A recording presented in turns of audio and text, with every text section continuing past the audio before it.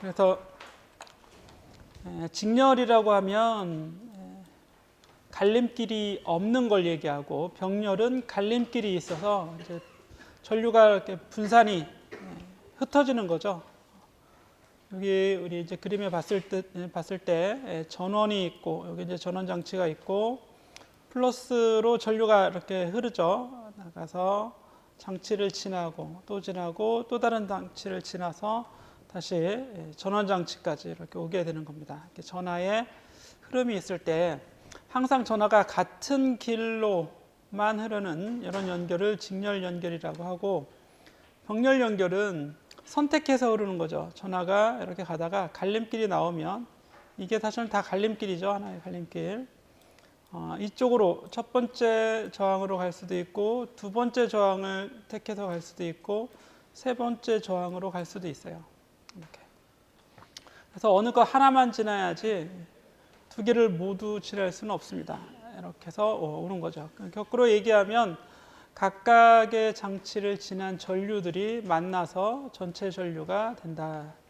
또 전체 전류가 이렇게 세 갈래길로 흩어진다, 이런 얘기입니다.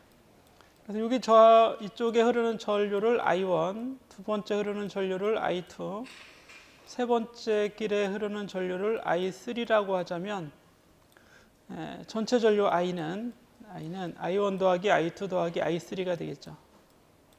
전체 전류 I는 즉 이제 이 가지들이, 이걸 가지라고 하자면 가지들이 다 이렇게 모여서 큰 가지에 흐르는 전류는 작은 가지에 흐르는 전류들의 합으로 표현할 수 있겠지. 이렇게. 이런 형태가 이제 병렬 회로에서는 이런 형태의 전류 관계를 볼 수 있습니다.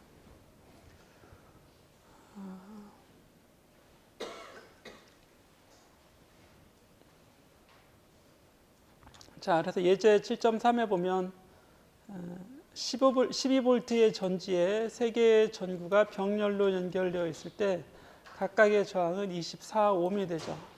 이때 전지에 흐르는 전류를 구하라. 이제 먼저 시간에도 다 구해봤지만, 각각의 저항을 이제 다 똑같이 R이라고 합시다.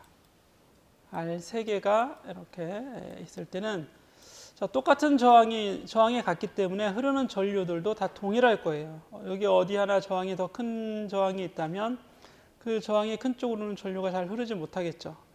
그런데 지금은 세 개의 전류가 다 동일하다고 했으니까 이 값을 다 그냥 R이라고 하자, 이런 얘기예요. 그럼 여기에 흐르는 전류도 I1, 얘도 I1, 얘도 I1 뭐 이렇게 표현해 줄 수 있겠죠.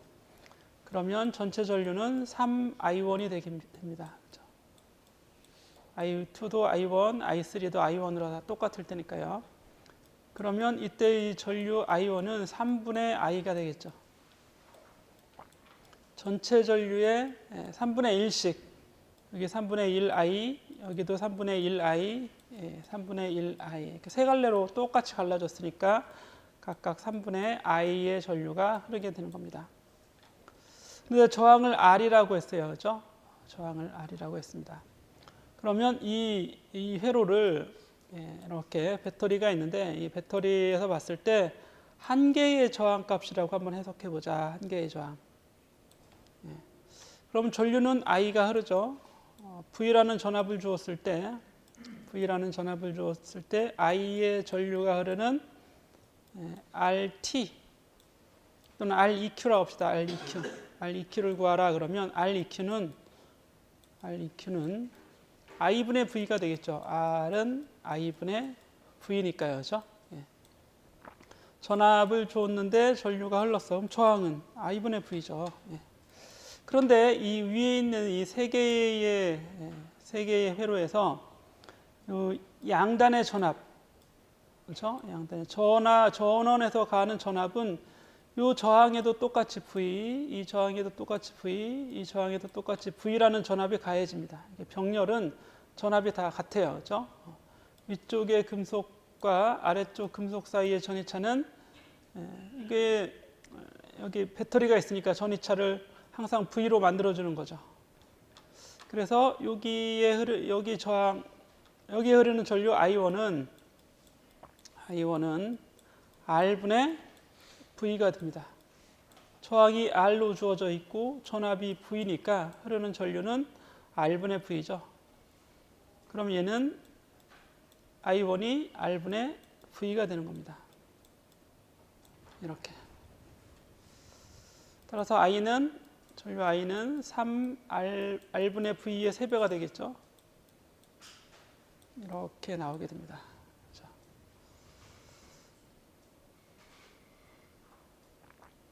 자, 전류를 보시면 전류 I는 I1이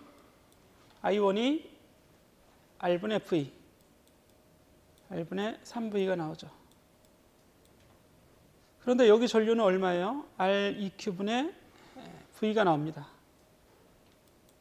R2Q분의 V. 똑같죠? 전류는 이 회로나 이 회로나 같은 회로니까, 그죠? 똑같이 전압 V를 줬는데 I가 흐르는 이런 구조가 되니까요. 따라서 R2Q는 얼마가 돼요? VV 약분해주면 R2Q는 3분의 R이 되겠죠.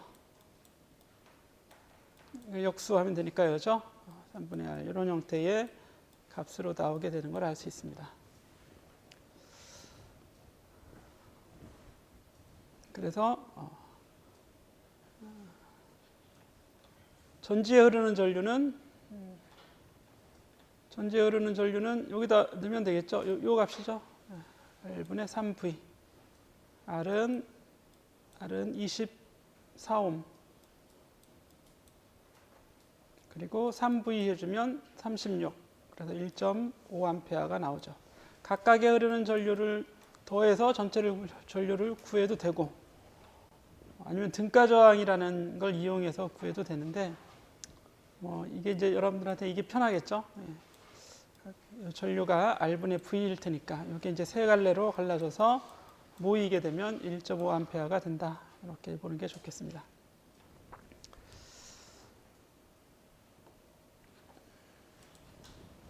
네, 그리고 그 아래에 이제 여기 꽤 뭔가 많은 내용들이 있는데, 전압의 개념, 전이차라고 그랬죠. 전이차, 그죠? 전압의 개념인데 전이차. 그래서 어떤 지점과 다른 지점 사이의 전기적 높이죠. 기준을 두고 이때 여기 높이는 V1, 여기 높이는 V2가 되면 전이차는 V2 V1이 되겠죠. V2 V1. 여기 이제 델타 V라고 하는 거고 우리가 전이차라고 합니다. 그럼 전원은 이런 전이차를 만드는 역할을 하는 거지. 전원이 만드는 전압, 그죠? 그리고 저항은 이 두 지점을 지나면서 여기 이렇게 지나면서 전위가 떨어지게 됩니다. 높은 데서 낮은 곳으로 위치가 줄어드는 것처럼.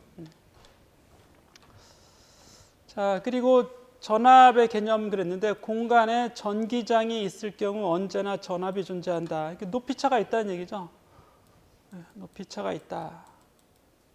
전기적인 높이차, 우리 중력에서의 높이차는 왜 있는 거예요? 중력장이 항상 있게 되죠. 높은 곳에서 낮은 곳으로 중력장이 존재합니다. 그런 것처럼 전기에서도 높은 곳에서 낮은 곳으로 전기력이 가해지죠. 전기력이 가해지는 그 전기력이 전하에 가해지면 F는 QE라는 식을 쓴다고 그랬죠. F는 QE. 그래서 이 전기장이 나오는 전기장의 개념이 또 그렇게도 나오게 됩니다. 7.2절에서 이제 공부했었죠. 그래서 F는 QE가 되니까 E의 단위는 뉴턴 퍼 쿨롱이 됩니다. 뉴턴 퍼 쿨롱. 그런데 이게 전이차가 있을 때 그 전이차는 요거는 E 곱하기 거리 D가 돼요. 그래서 델타 V는 ED라는 식이 또 있습니다. 델타 V는 ED. 이 얘기는 1V 전기장의 세기는 D분의 델타 V가 돼서 거리 1m당 몇 볼트의 전이차가 있는가를 바로 전기장이라고 하는 겁니다. 전기장은 그래서 1m당 단위 길이당 전이차가 되겠죠. 그래서 볼트 퍼 미터, 단위가 볼트 퍼 미터가 됩니다. 두 개의 단위가 동일한 단위로 쓰이게 되는 겁니다. 자, 예를 들어 공기 중에서 원자들을 이온화시키기에 전기장이 충분히 강할 때 여기 공기 분자가 이렇게 있다고 합시다. 공기 분자가. 그러면 이걸 이온화시킨다는 얘기는 여기서 전자를 떼어낸다는 얘기입니다. 그래서 전자를 잃어버린 양이온과 전자로 이렇게 분리가 된다는 얘기죠. 또는 양이온과 아예 음이온으로 분리가 될 수도 있겠죠. 그래서 양전하와 음전하를 이렇게 이제 분리하는 과정. 그런 걸 이온화라고 그러죠. 대개 이제 이온화 그러면 전자가 떨어져 나가거나 또는 전자를 얻는 과정을 얘기합니다. 전기장이 충분히 강하면, 자, 이렇게 여기에 전기장이 가해지면 양전하는 전기장 방향대로 힘을 받고 음전하는 전기장의 반대 방향으로 힘을 받을 테니까 떨어지려고 하겠죠. 얘네들이. 그렇죠? 그래서 충분히 전기장이 강하면 이온화도 일어날 수 있습니다. 이것이 일어나는 데 필요한 전기장의 세기의 최소값은 이 정도 전기장에 가해지면 이제 이온화가 일어난다는 얘기죠. 그 최소한의 전기장, 그렇죠? 1cm당 10,000볼트에서 30,000볼트 사이에 있습니다.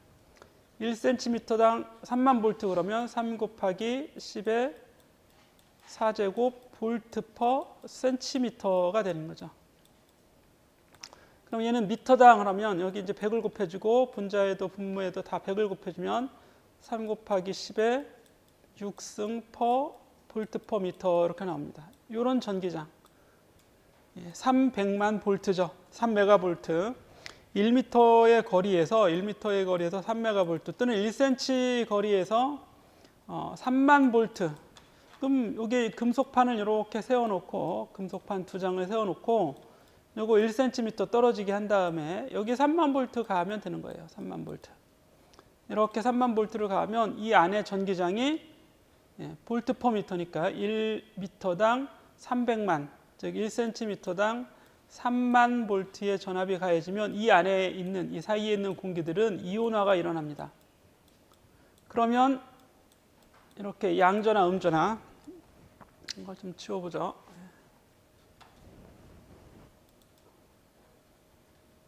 위쪽으로 다른 쪽으로 가볼까? 예, 여기 또 한번. 이쪽에 양전합판, 금속판 2장에 전압을 이렇게 가하는 거죠. 이 3만 볼트를 가합니다. 3만 볼트의 전원을 이렇게 가하는데 여기 간격이 1cm예요. 1cm. 그러면 이 안에 있는 공기가 이온화가 돼서 지금 전기장은 오른쪽 방향의 전기장이 여기 만들어집니다. 그러니까 양전하는 오른쪽으로 힘을 받고 음전하, 전자 같은 경우는 왼쪽으로 힘을 받아서 움직이겠죠. 이제 떨어졌으니까, 그렇죠? 중성이 아니라 이렇게 떨어졌으니까 양전하는 오른쪽으로 가고 음전하는 왼쪽으로 갑니다. 그러다가 다른 원자에 또 충돌하겠지. 다른 공기 분자에. 그렇죠? 그럼 이 공기 분자가 또 이온화가 됩니다. 그리고 또 가다가 또 충돌해서 분자들이 한 놈만 이온화되는 게 아니라 여러 분자 원자들이 다 이온화가 일어나겠죠. 그럼 이 속에서 어떤 일이 일어나요? 양전하는 오른쪽으로 흐르고 음전하는 왼쪽으로 흐르니까 전류가 흐르게 되는 거죠. 그죠? 공기는 절연체여서 전류가 흐르지 않을 것 같지만 아주 큰 전기장에서는 공기 분자들이 이온화돼서 전류가 흐를 수가 있다, 이런 얘기입니다. 흐를 수 있다. 자, 그래서 이런 거를 이제 밑에 가면 이런 얘기가 여기 나와 있는 거죠. 이거를 우리 전기 방전, 전기 방전이라고 하죠. 손가락과 모든 손잡이 사이에 4분의 1인치 길이의 불꽃이 일어난다면 이게 스파크 일어나는 거지. 불꽃이 일어나게 하는 전압은 최소한 7,500볼트라는 것을 의미한다. 여기 4분의 1인치니까 이게 1인치가 2.54니까 0.6mm 정도 되는 거죠. 0.6cm. 그러니까 요거의 한 절반 정도 됩니다. 그래서 7,500볼트 정도가 가해지고 있다라고 하는 걸 알 수 있어요. 그래서 스파크, 그러니까 이제 옷 입을 때나 뭐 이럴 때 이제 전기 스파크 방전이 일어나면 대개는 이제 몇천 볼트, 그죠? 수천 볼트의 전압이 가해지는 겁니다. 우리 220볼트만 만져도 죽는데 이 7,500볼트 걸리면 금방 죽겠네요, 그죠? 하지만 옷 입고 벗을 때 겨울에 정전기 나서 죽었다는 말은 못 들어봤잖아. 죽겠다고 하긴 하지만 그렇죠? 정전기가 너무 강하면 스트레스를 많이 받죠. 그렇죠? 뭐 구두에서 나는 경우도 있고 구두 또는 옷감에서 또는 사람과 사람 사이에서도 그렇습니다. 근데 이제 대신 220V의 전원은 우리가 쓰는 전원은 전류가 계속 공급되는 거지만 7500V의 이 스파크는 전류가 계속 공급되는 건 아니고 쌓여있던 전하가 일시에 다 방전되는 그런 형태가 될 거예요.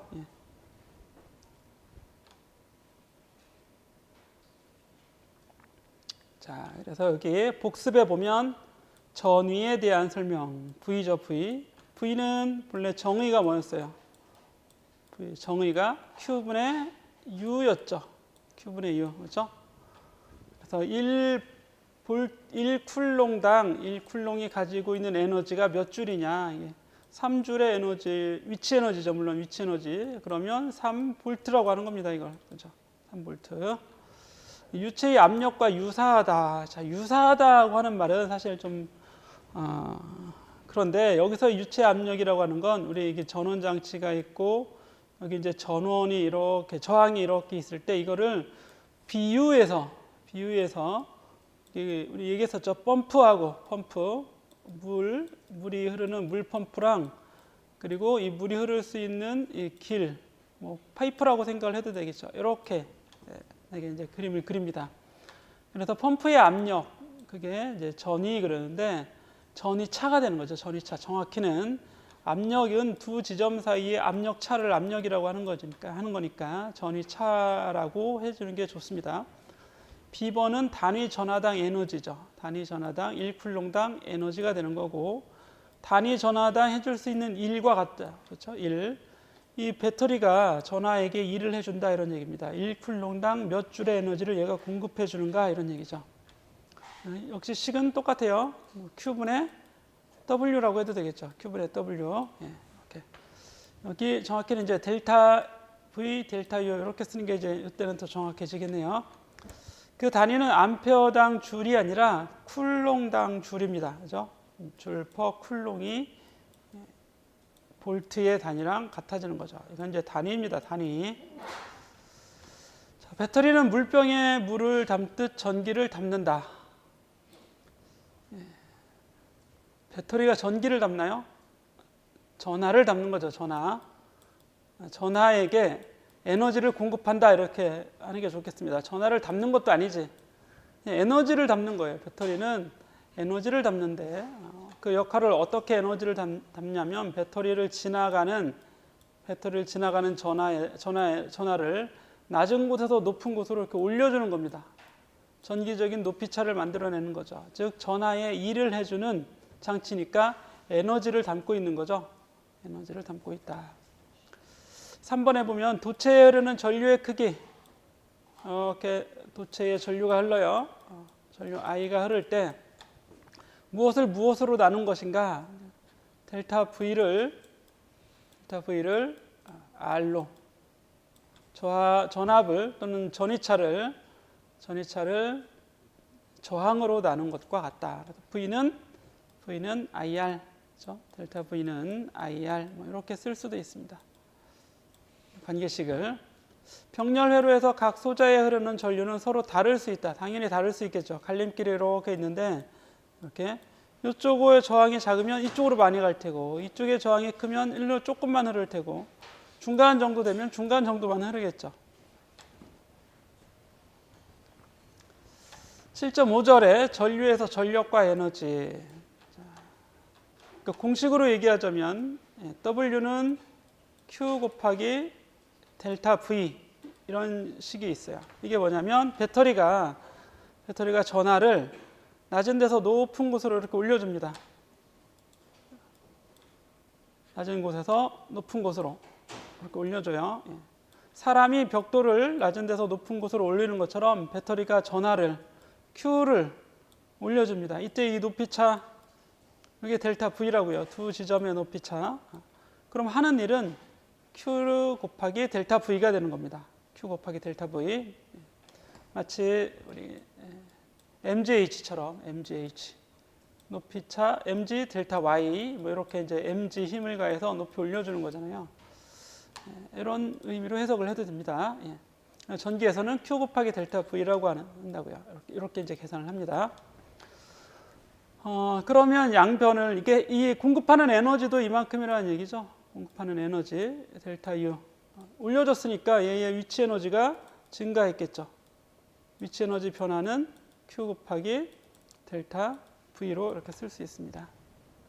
이게 다 공식이에요. 공식 알아둬야 되는데 그러면 1초당 얼마나 많이 일을 하는가? 초당 하는 일. 그럼 1초당 에너지가 전하의 에너지가 얼마나 증가하는가? 이걸 구하는 거나 마찬가지죠. 그래서 T로 나눠준 것. 에너지를 T로 나누면 그게 바로 전력이죠. 일률. 전기에서는 전력이라고 하고 일률이라고 하고 또는 출력이라고도 합니다. 출력. 그래서 W를 T로 나눈 건 Q 델타 V를 T로 나눈 건데 T분의 Q가 바로 전류가 되죠. 전류. 그래서 I 곱하기 델타 V가 되는 겁니다. 전류와 전압을 곱하면 바로 전력이 된다. 자, 전류와 전압을 곱하면 전력, 출력. P는 VI가 되는 겁니다. P는 VI 또는 PIV 이렇게 간단하게 암기하세요. PIV. 자, 그러면 되고 그러면 단위는 얘는 와트잖아요. 얘는 암페어고 얘는 볼트죠. 그래서 암페어 곱하기 볼트는 와트가 됩니다. 단위로 이렇게 되는 거죠. 자, 예제 7.4를 보겠습니다. 손전등 전구에 흐르는 전류를 계산하였다. 전지의 1 출력을 구하라. 전지의 그냥 출력을 구하라 그랬으니까 P는 IV 해주면 되겠죠. IV. 예제 앞에 예제에서 전지는 3V로 발생시키니까 뒤에 있는 V가 3. 이때 흐르는 전류가 0.5 곱하면 1.5. 너무 쉽네요. 이런 문제를 내줄게요. 여러분들한테도. 좋겠지? 이렇게 문제 내면 뭐 보니까 중간고사 때도 뭐 아주 잘 풀어서 기말고사도 잘 풀 거라고 생각합니다. 자, 전력 공급 장치, 다른 말로 전원 장치입니다. 전원 또는 그냥 전원이라고 해도 됩니다. 전원. 이게 이제 장치가 따로 있으면 전원 장치 이렇게 얘기하는 거죠. 또는 다른 말로 여러분 이제 영어로 파워, 전력 공급이잖아. 서플라이 해주면 돼요. 파워 서플라이, 서플라이어 해도 되고 파워 서플라이. 배터리도 전원 공급 장치가 될 수 있고 벽에서 220V 나오는 콘센트도 전원 공급 장치가 될 수 있고 여러분들도 열심히 일해서 발전기를 돌리면 그래서 회로에 전류가 흐르게 하는 역할을 하면 전원 공급 장치가 될 수도 있고 그렇습니다.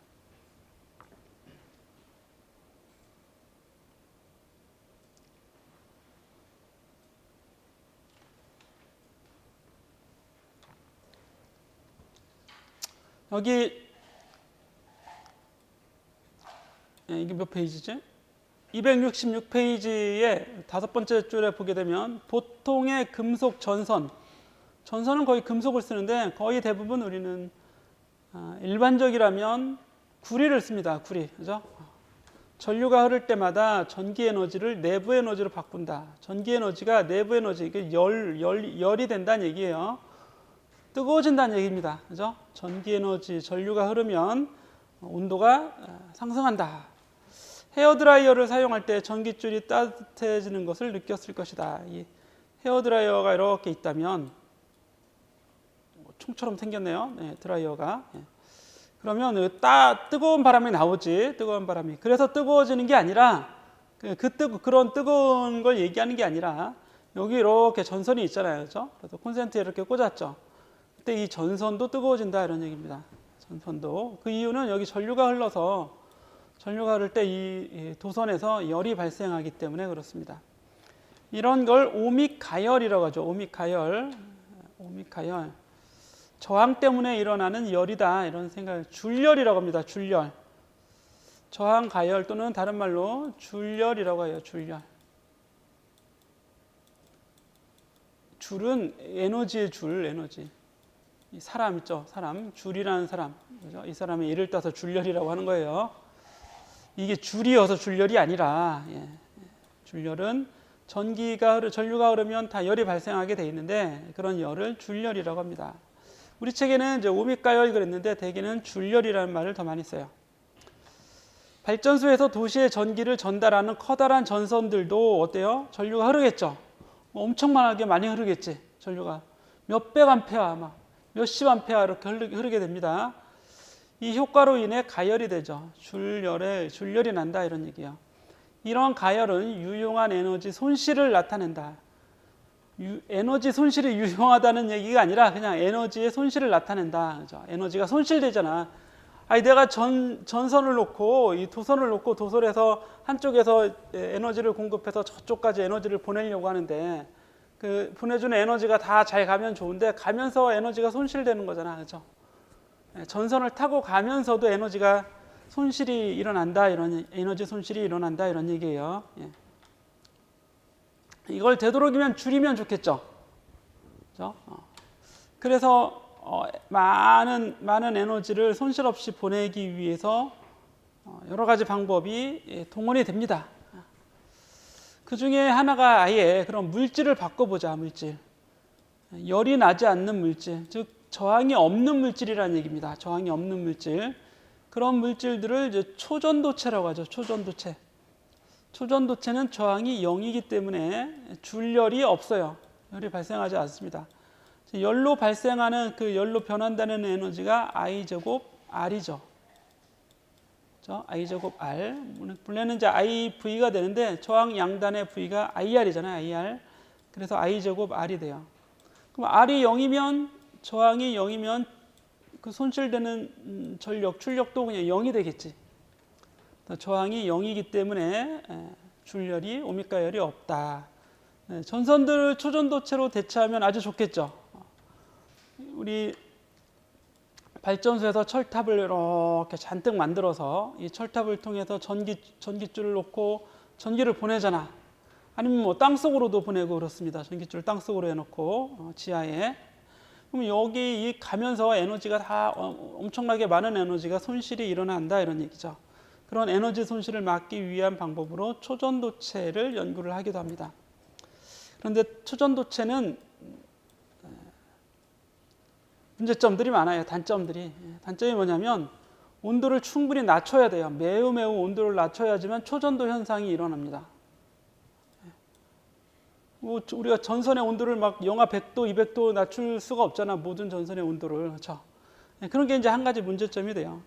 일반적인 우리 상온에서는 초전도 현상을 갖는 물질을 아직 찾지를 못했어요. 상온 초전도체라고 합니다. 상온 초전도체.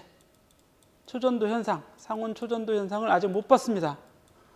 근데 이거 얼마 전에, 몇 달 전에 왜 상온 초전도체 만들었다고 난리가 났었죠. 뉴스에도 한참을 나왔어요. 지금도 가끔씩 나오대. 근데 세계 과학자들은 인정하지 않습니다. 에러였다, 에러. 그죠? 잘못된 거였다. 이거 만들잖아요. 노벨상 탑니다, 노벨상. 워낙에 이게.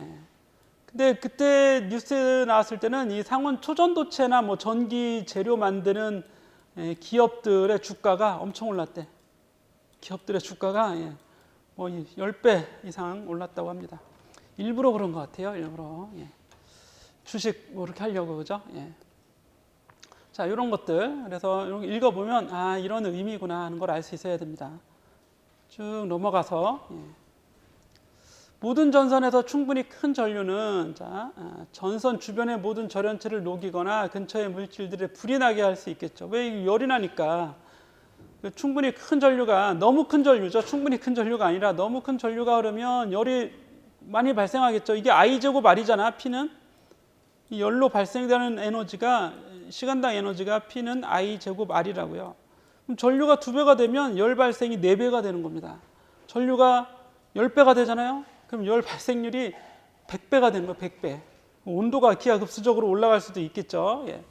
그래서 너무 큰 전류가 흐르면 화재가 발생할 수 있다.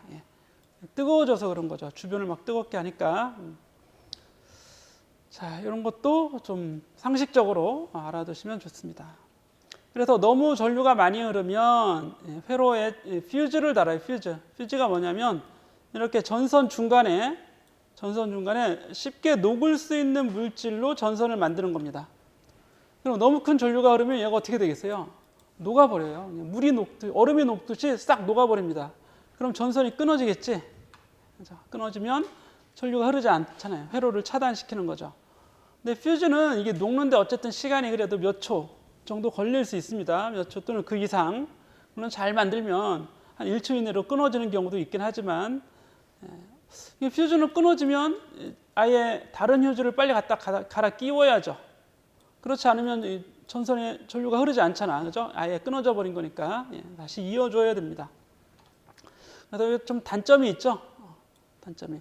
휴지가 없으면 못 쓰는 거예요. 아니면 그냥 이었다가 큰 또 불이 날 수도 있겠지.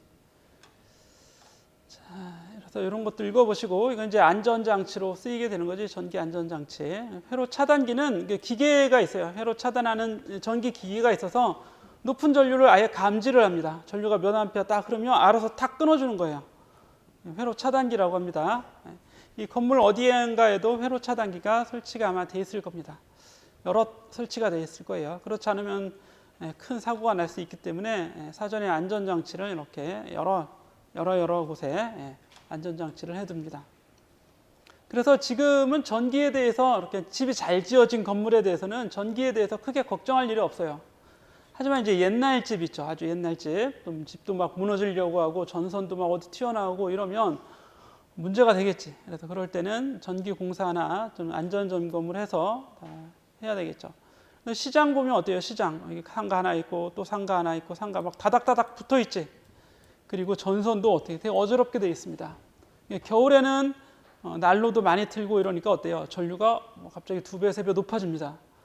그럼 이 주변의 물질들이, 전선 주변의 물질들이 잘못 있게 되면 스티로폴 같은 게 있거나 막 그렇잖아. 시장에는 그런 게 되게 많죠.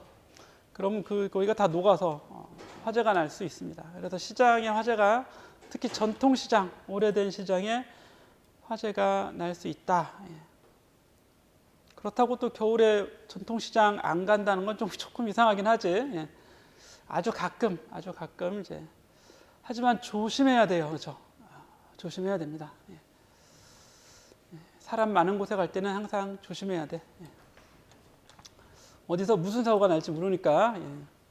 그래서 자동차, 가정, 그리고 건물 이런 데 우리는 전기를 안 쓸 수가 없죠. 안 쓸 수가 없습니다. 전기는 매우 중요하다.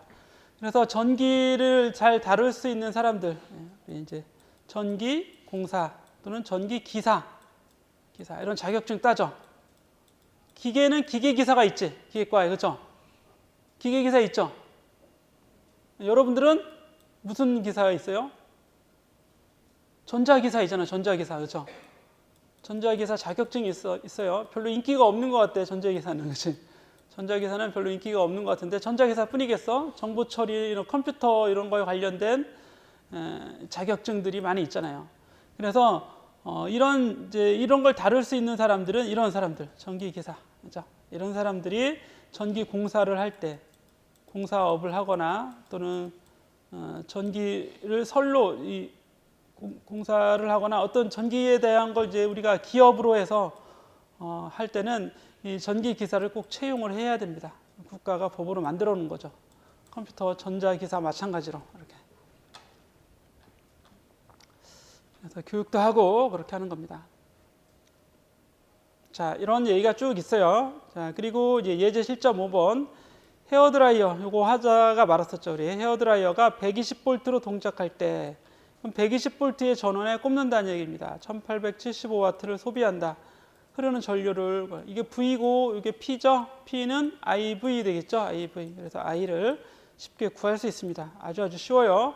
그런데 이 15.6A라고 하는 건 매우 큰 전류입니다. 우리 가정에서 이렇게 쓸 때 이런 전류는 매우 큰 전류가 됩니다. 그래서 의외로 헤어드라이어 때문에 사고가 많이 나는 거 알죠? 헤어드라이어에서 사고가 많이 나는데 사고는 이 헤어드라이어가 뜨겁기도 하지만 이 안에 이제 열선이 이렇게 들어있잖아요, 되게. 그래서 여기서 이제 프로펠러가 있어서 이제 선풍기가 있어서 바람을 이렇게 보내주면 이 열선을 지나면서 뜨거운 바람이 돼서 여기 뜨거운 공기로 나오는 거지. 그러면 이 공기가 가면서 곧바로 뜨거워져야 되니까 열을 아주 많이 내야 돼요. 그래서 1875와트 정도 되면 엄청나게 큰 에너지입니다. 시간당 에너지. 1초에 1875줄의 에너지를 쓰는 거잖아요.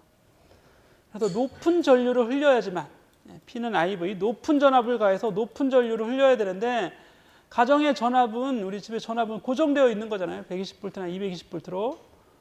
그래서 전류를 높이는 방법밖에 없는데요. 전류가 높아지면 P는 I제곱 R이라고 하는 전류의 제곱에 비례하는 에너지 손실이 전선에서도 일어난다, 이런 얘기예요. 전선에서도. 근데 15.6A가 흐르는 건 이 안에서 흐르는 거죠. 그럼 그 전류를 흐르게 하려면 당연히 여기에도 전선에도 15.6A가 흘러야 됩니다. 이런 이제 헤어드라이어는 에너지를 엄청나게 많이 쓴다. 이렇게 좀 알아두시고, 좀 아끼려면 좀 덜 써야 돼요. 아끼려면. 우리 집에 그 고딩 조카가 하나 있는데, 이 고등학생은 다 그런가요? 외모에 신경을 너무 많이 써.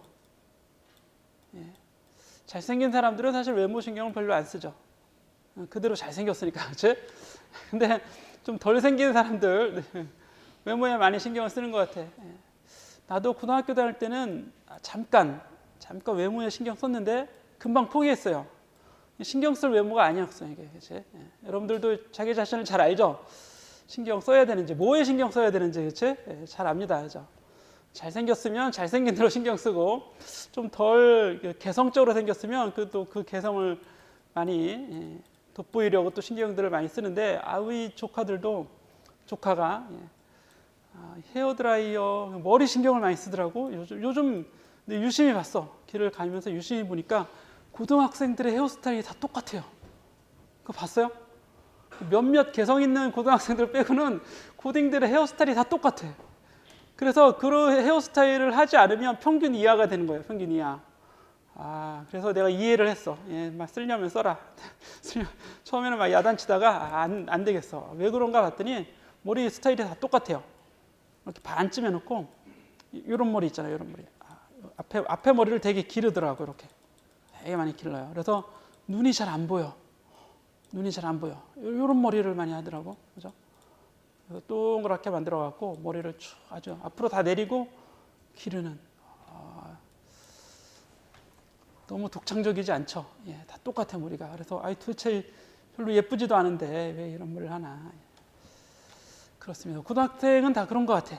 많이 그런 것 같아요. 헤어드라이어 나오니까 이게 생각나네요.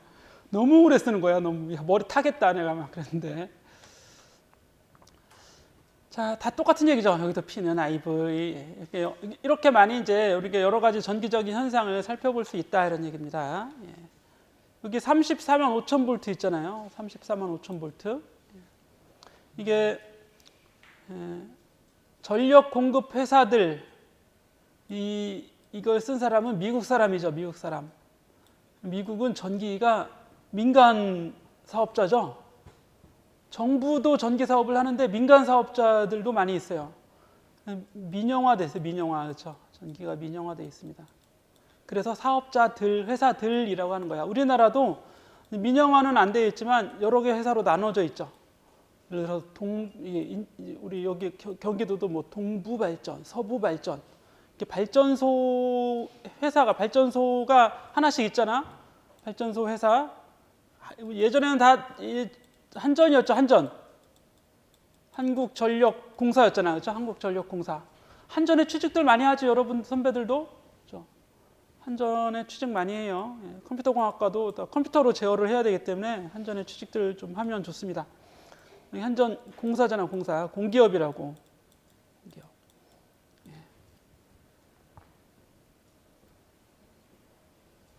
그러니까 우리나라는 아직 민영화가 안 됐는데 한전에서도 발전소는 이제 쪼개 놓습니다. 동부발전, 서부발전, 또 무슨 발전, 발전소마다 회사별로 회사를 둬서 쪼개놔요. 그래서 민영화를 준비하는 것 같아. 이러면 큰일 나요. 이러면 큰일 납니다. 여러분들이 큰일 난다는 얘기예요. 여러분들이. 회사는 좋지.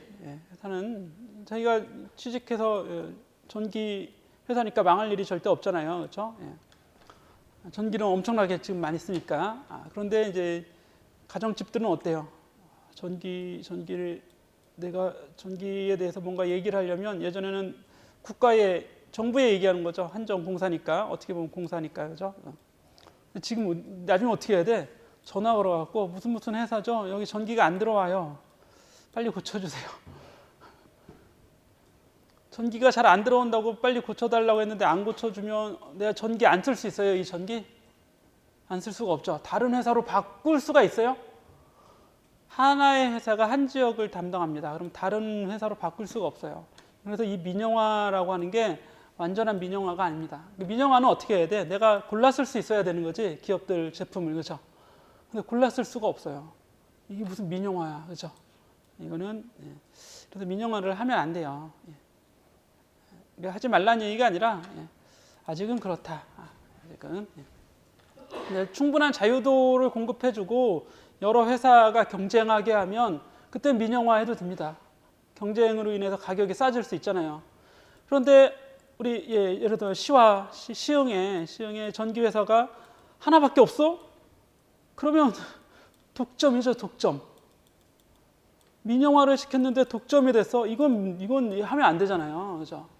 전기 요금을 누가 결정하겠어? 회사가 결정해 버린다고. 그죠? 정치적인 얘기했다고 뭐라고 하면 안 돼요. 내 생각이 그렇다. 여러분들 생각은 다를 수 있습니다. 자, 쭉 넘어가서 다 똑같은 얘기죠. 우리 전력은 시간당 에너지, 에너지는 전력 곱하기 시간. 이미 다 공부했던 내용입니다. 자, 헤어드라이어를 3분 동안 사용할 때 헤어드라이어가 사용하는 에너지의 양을 구하라. 에너지의 양. 아까 헤어드라이어가 소비 에너지 전력이 이런 걸 소비 전력이라고 합니다. 소비 전력. 소비한다 돼 있죠. 1초당 전기 에너지를 열 에너지로 바꿔주는 거지. 전기 에너지를 얼마나 쓰고 있냐. 이렇게 소비 전력. 자, 1875W인데 그럼 에너지를 구할 때는 여기다 시간을 곱하면 되겠죠. 3분이면 180초입니다. 그래서 180초를 곱해서 34만인가요? 34만 줄의 에너지를 쓰게 되는 겁니다. 여러분들이 헤어드라이어 3분 쓰면 얼마 에너지 쓰는 거라고요? 34만 줄의 에너지를 쓴다. 말로 들어도 엄청나게 큰 에너지 아니에요, 그죠? 엄청납니다, 그죠? 조카한테 가서 얘기해 줘야겠어. 너 3분 쓰면 34만 줄의 에너지를 쓰는 거야. 아주 싫어하더라고, 그런 말 하면. 우리가 전철을 타고 오고 자동차를 타고 오고 여기 학교에 와서도 전기를 켜놓고 이런 것들은 계속 에너지가 지금 사용되고 있는 겁니다. 자, 여기 보면 디지털 전기 미터기 그랬는데 여러분 집에 가면 요거 우리 집이 쓰는 전기 에너지를 재는 장치가 있죠. 그런 거 있어요? 자, 집에서 쓰는 전기 계량기라고 하나? 전기 계량기. 이렇게 돼 있죠. 요거는 계량기 앞에, 그죠? 여기 숫자가 쭉쭉쭉 나와 있어요, 숫자. 그리고 여기 뭐가 롤러 같은 게 판이 이렇게 쭉 돌아가죠. 아파트 같은 경우는 아파트 입구, 가정집은 뭐 이렇게 옆으로 돌아가서 대문 옆에 되게 있습니다. 대문 옆에나 아니면 뭐 뒷곁에 있는 경우도 있어요. 집 안에 들어있는 경우도 있죠. 근데 계량기는 집 안에다 두면 안 돼요. 검침원이 와서 검침을 해야 되는데 계량기 검침하러 집 안에 들어오게 하면 안 되잖아, 그렇지? 가스는 집에 들어오죠. 가스는 집으로 들어와야 됩니다, 그렇죠? 물론 밖에 있는 경우도 있어요. 작은 오피스텔이나 어떤 일부 아파트는 밖에 있는 경우도 있지만 대개는 안에 있습니다. 안에 있는 경우도 있고 뭐 잘 모르겠어요. 내가 모든 집들의 구조를 모르니까. 전기 계량기는 안에다 안 해놔요, 그렇죠? 밖에다 해놓습니다. 그래야지만 집에도 안 들어오고 검침원이 보고 가는 거니까, 그렇지? 그리고 계량기를 안 보는 집도 있어요. 인터넷으로 연결이 돼갖고 전기 회사에 자동으로 보내주는 거야, 그렇죠? 자동으로 그런 경우도 있고 그렇습니다.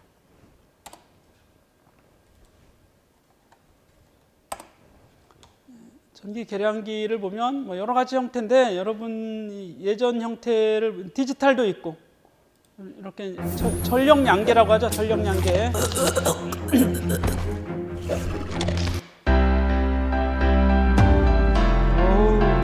잠 깨겠어. 잠 깨겠어. 자, 일어나세요. 이건 이제 디지털 계량기입니다. 그죠? 예전 거는 이렇게 보면 오른쪽 것, 이건 이제 아날로그식이죠. 이게 뭐야? 사형 단독 보통 전력 양계. 여기 왼쪽에 가면 G타입 전자식 전력 양계 이렇게 되어 있습니다. 디지털은 좋긴 한데 이게 이제 망가질 수 있어요. 그죠? 화면이. 얘는 좀 크죠. 그리고 전자식이 아니기 때문에 우리가 통신을 할 수 없지. 이건 통신을 할 수 있어요. 통신. 그래서 자동으로 보내집니다. 전력회사에 지금 얼마 썼다. 검침원이 올 필요가 없어요. 이런 것들은. 이것도 디지털이죠. 가운데 있는 것도. 그래서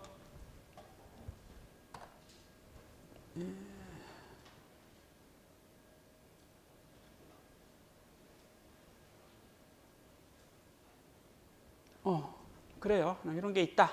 요즘 디지털로 다 바뀌네요. 자, 보통의 가정은 매달 10억 줄 이상의 에너지를 소비하고 있다. 보통의 가정. 여러분들은 얼마나 사용하나요? 예를 들어서 이 헤어드라이어를 3분만 써도 34만인데, 그죠? 30분 쓰면 얼마 되겠어요? 30분 쓰면 340만이 되겠죠? 300분 쓰면 3,400만.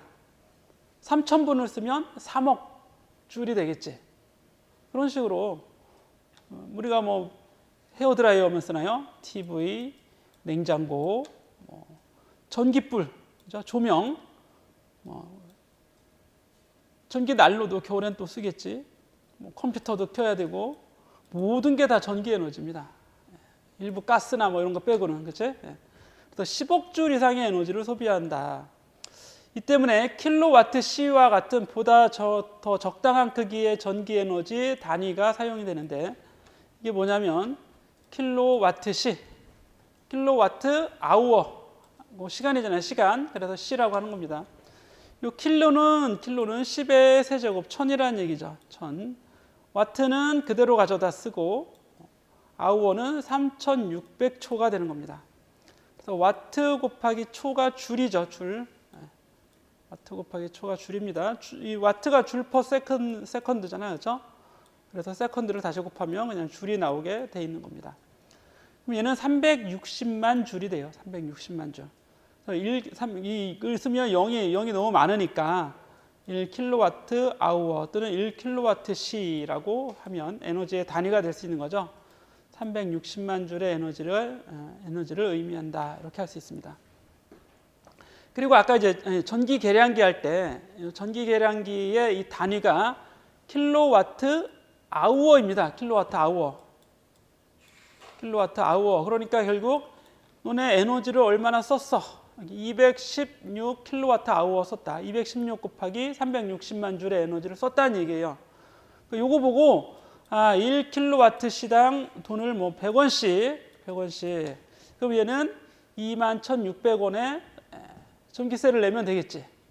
그렇게 하는 겁니다. 여러분, 왜 검침원이 왜 와서 얘를 검침하냐? 돈 받아가려고, 청구하려고. 그럼 여기 자취하는 사람들이나 아니면 또는 가정의 전기 이런 걸 이제 책임지는 사람이 있을 수도 있는데 한 달에 한 번씩 고지서가 날라오죠.